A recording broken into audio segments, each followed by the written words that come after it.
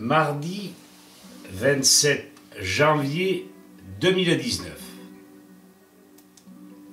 Il arrive parfois que d'obscurs citoyens remettent avec courage et lucidité sur la scène mondiale des travaux de recherche fondamentale en biologie qui permettraient de neutraliser des dogmes fantaisistes qui n'enrayèrent nullement de graves maladies.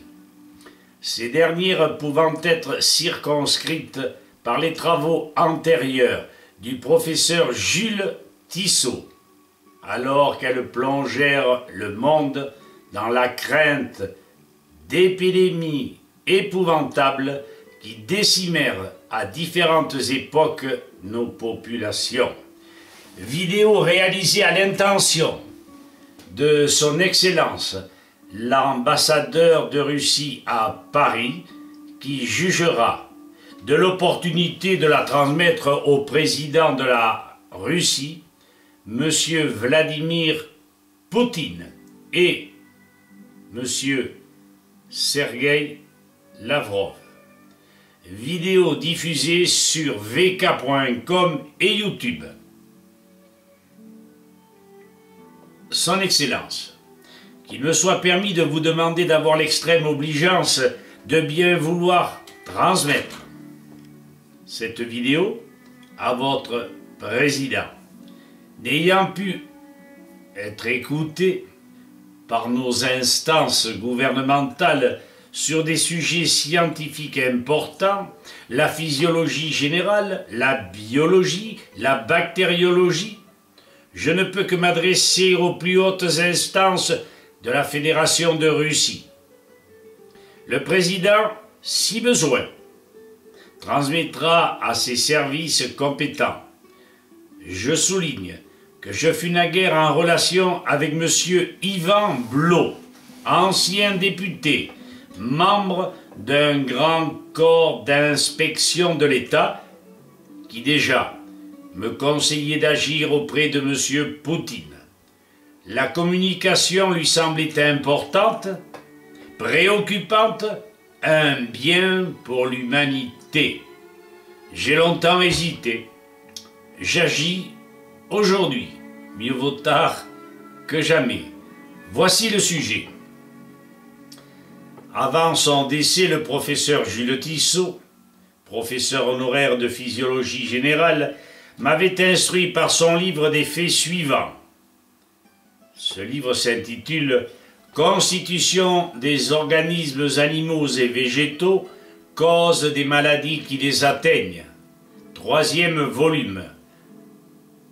Preuve de l'inefficacité et des dangers des vaccinations actuelles. Paris, au laboratoire annexe de physiologie générale du Muséum d'histoire naturelle, 42 boulevard Saint-Michel, 1946. Dans l'introduction, page 9, le professeur Tissot s'exprime ainsi. Depuis 3/4 de siècle, 4 faux dogmes, introduits dans la science par Pasteur et qu'on peut qualifier de catastrophiques, ont arrêté les progrès de la bactériologie et de la lutte contre les maladies des êtres vivants et végétaux, en même temps qu'ils mettaient un obstacle insurmontable au progrès de la biologie et de la physiologie générale en ce qui concerne de nombreux points de la plus haute importance pour ces deux branches de la science.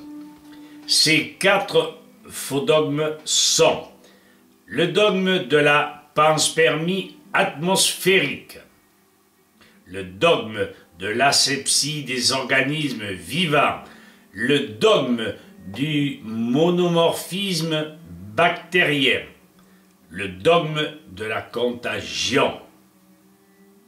Ces dogmes ont eu une action néfaste parce qu'ils ont complètement faussé le raisonnement des artisans du progrès scientifique en leur inculquant des notions inexactes sur la nature et la propriété de la matière vivante et en orientant leurs travaux dans de fausses directions. les professeurs et biologistes, Frémy, Deschamps, Galip, Portier, Vincenzi, Vaillard, raisonnaient de la sorte, et ils n'étaient pas les seuls. Ces conclusions, après des années d'importants travaux biologiques, sont résumées page 354 dans son livre. Je cite, « Ces faits établissent que les 5 vaccinations anti-diphtériques, anti-tétaniques, anti-rabiques, anti-tuberculeux, anti-typhiques ont créé une situation très grave et constituent un danger national. » Il poursuit. L'inefficacité et les dangers des vaccins étant maintenant connus, les Français vont-ils continuer à accepter qu'on prenne leurs enfants pour des cobayes? Et pour le seul motif de la prospérité financière d'un établissement? Nos amis russes réagiront de façon humaniste. Les plus hautes instances religieuses russes prônent la liberté vaccinale. Avons-nous pu lire dans plusieurs communiqués sur Internet? Nous avons peut-être l'audace d'adresser cette vidéo au gouvernement russe, mais c'est notre devoir citoyen. Merci à tous de nous avoir écoutés. Merci, monsieur l'ambassadeur. Merci, monsieur le président de la Russie.